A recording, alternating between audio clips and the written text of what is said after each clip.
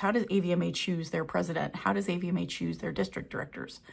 Well, your district directors are selected by, so my district is District 5. So I'm in Kentucky. So Kentucky, Ohio, West Virginia, Michigan are the states in my district.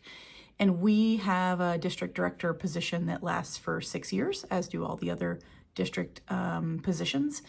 And we select those based on the AVMA members that are within those states, if that makes sense. So it's a very regional decision. So you can think of your district directors as kind of your more regional directors almost, if you will, of your leadership of your associations that are representing at the AVMA level. Then you have your officers.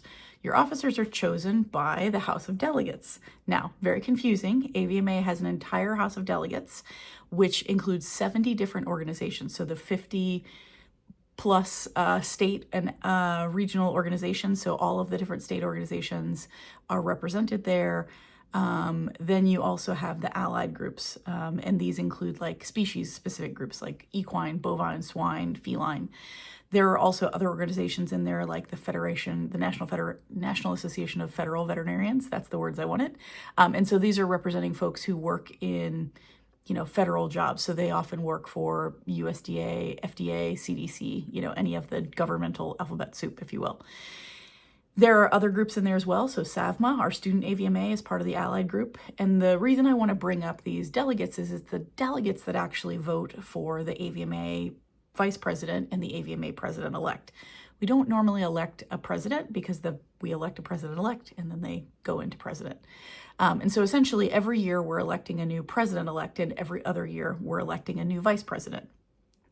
The delegates, so hopefully that gives you the lay of the land. So think about 70 people, 70 times 2 people, because you have a delegate and alternate for each of those organizations.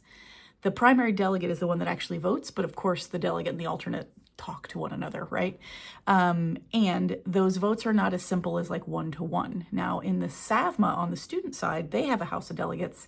Their votes are a little different than how AVMA does it, of course. They're an independent group in that way. They can make their own decisions. But on the AVMA side, the delegates vote as one person, but their vote is weighted based on the number of AVMA members in the organization that they are representing.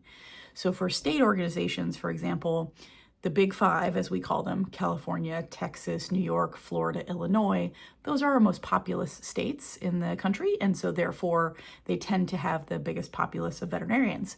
And so every year, AVMA does a census of membership, and it's based on the membership data that when you renew AVMA and you tell them this is where I live, that's what makes this count.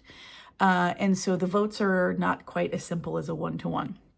And then the allied groups, so equine, bovine, SAVMA, all those other groups, they also have a kind of weighted vote, but it's equally weighted among the entire allied caucus.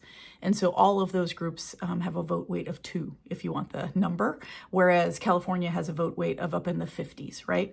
I don't have the exact numbers in front of me. So the reason I'm telling you this is because if you really are interested in who becomes your AVMA vice president or who becomes the president-elect, the individuals you need to talk to are probably your species or state or regional organization. So your state VMA, your state VMS, your species group, and maybe you're a part of a couple of those. I am. And those individuals can tell you who's your delegate. And even more confusingly, it's up to each individual organization in how the delegate chooses to vote. And let me back up and say, yes, the delegate is the one pushing the button. That is true in fact. But in some organizations, like in my state in Kentucky, our delegate attends our state board meetings and is part of the conversation and is there an advisory standpoint, but they can't tell the KVMA board what to do, and the KVMA board can't tell them what to do specifically on AVMA's behalf. They advise and they recommend, and typically those things go in the way you expect and everybody gets along. But if a delegate wanted to make a decision to do something on their own, they could. That's how Kentucky is set up. Now in other states, and it tends to be states that are a little bit bigger and have a weightier vote, if you will, they tend to have more board-directed voting. So what I mean by that is, like in Texas, you have an entire board chair. So their state, the Texas VMA, right? Their state organization has they don't call them president and president-elect, it's their board chair. their board chair and their entire, I think it's their executive committee, not their full board. I could be wrong on that detail, forgive me.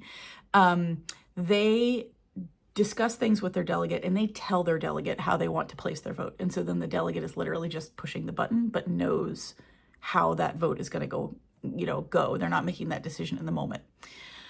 So, so to add confusion to all of these things, that's the process.